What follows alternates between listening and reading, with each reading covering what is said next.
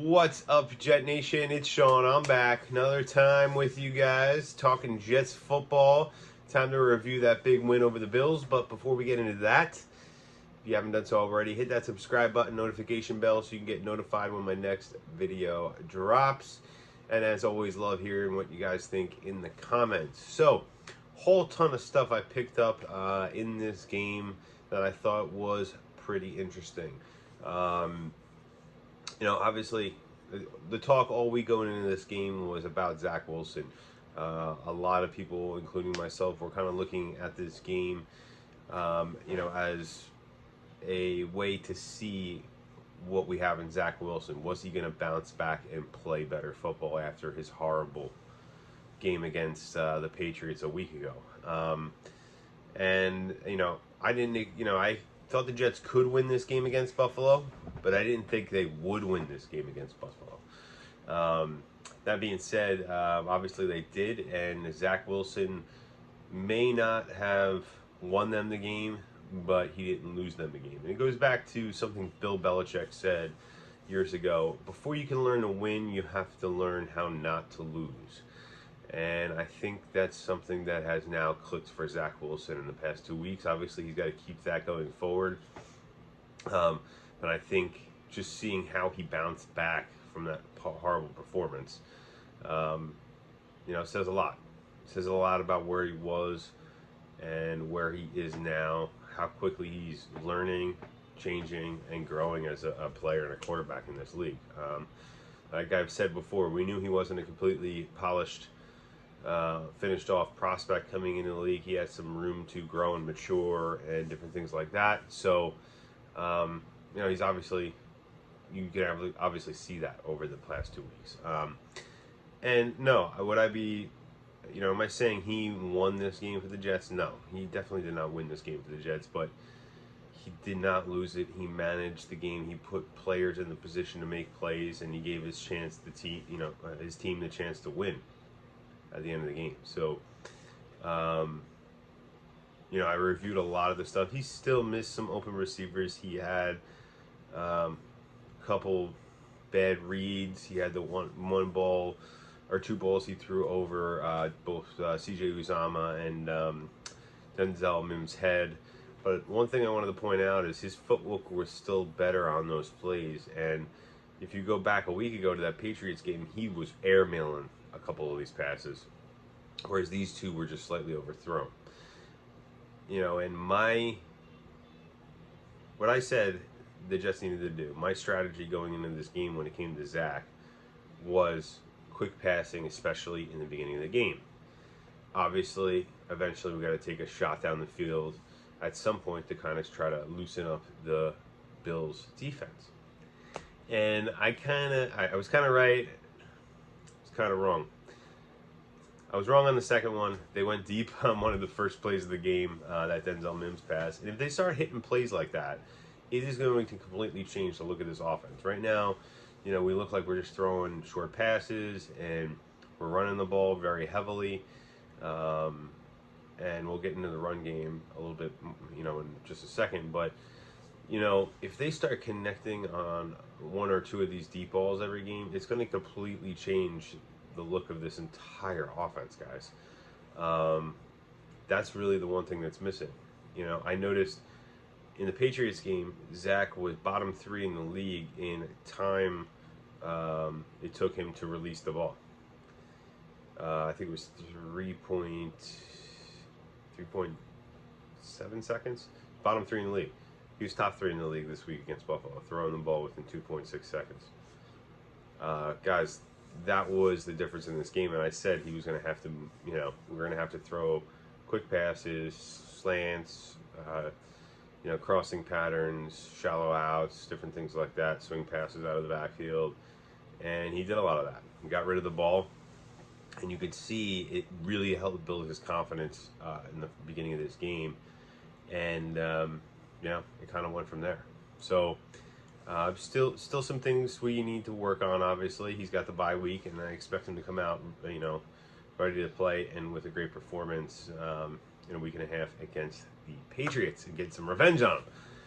In terms of the run game, I mean, this offensive line absolutely dominated. And what I thought was interesting is when I watched that game-winning drive over again, where we ran, I believe it was either 7 or 8 straight plays we ran the ball. The first 3 plays, they ran the exact same play. It was the exact same play.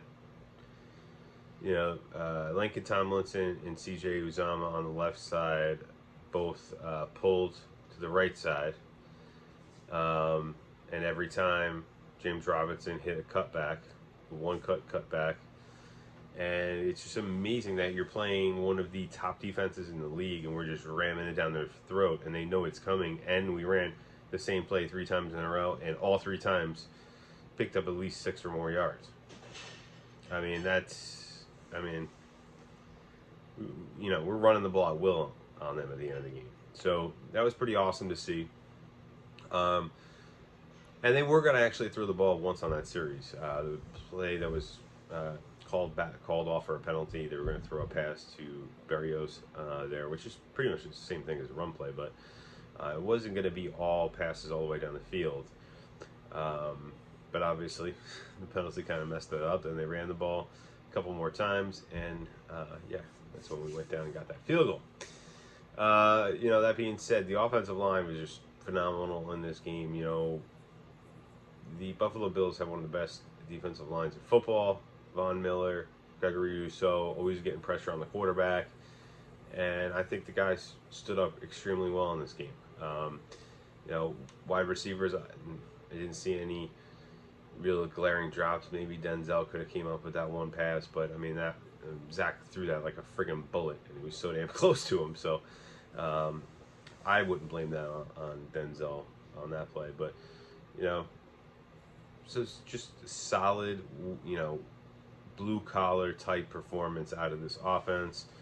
Obviously, the defense again coming up big. When I watched it back, I really liked how they were mixing their man coverage and zone coverage, because there's both interceptions. I think Josh Allen thought that they were playing man coverage. That, or he expected it was in the zone coverage for defensive players to be in different spots. But we've been doing so well passing guys off in coverage. You know, that particularly on that Sauce interception, he was able to, you know, drop back a little bit and cut in front of the wide receiver and, you know, get that pick. So, which completely changed the game for us at that point. We needed a big play to kind of get that offense in position to score some points. So, you know, also on the defense in this game, what I like to see was the adjustments we made, particularly at halftime. We haven't seen a coaching staff, offense or defense, this actually should go for, make adjustments going into the second half. They really did that very well in this game. They completely shut down Buffalo's offense in the second half. You know, they only scored 3 points in the whole second half. So, you know, they kind of figure things out. And, you know, when you're playing a team like the Bills, you know, you're going to give up some points. You're going to give up a couple plays. But even the secondary, you know, you take away the Stephon Diggs big play in the beginning of the game. Again, they gave up hardly anything to one of the best wide receiver quarterback combos, if not the best in the league. Just total team performance in this game, guys. You see the development of this whole team. I could see the chemistry in the offensive line. I could see Zach progressing week after week. His connection getting better and better with Garrett Wilson, which may be a silver lining. Him and Denzel Mims may be a silver lining to this Corey Davis. What's up, Jet Nation? Sean back with another quick update on injuries. So, Corey Davis should be back against the Patriots. You know, I think we have some questions on our hands of what we're going to be doing here. Denzel's looked really good. I think he's a guy you want to see if you're going to want to keep him around, because what does he have? 1 more year left on his contract. So I want to see what we got in this guy. So I may be looking to kind of rotate him and Corey Davis, especially like maybe the first week he's back, at the wide receiver position. I want him to keep dressing. I want him to get an opportunity. I mean, he's looked really good when he's been out there. And I think he can really do some things that the rest of the team might not be able to do. He's got a very good ability to catch the deep ball, and he's got the speed and length to go up and get it. And, not sold on Garrett Wilson in that way quite yet. And, Corey Davis, yeah, he's catching some deep balls, but, and he's a little bit bigger guy, but I wouldn't call him a super big,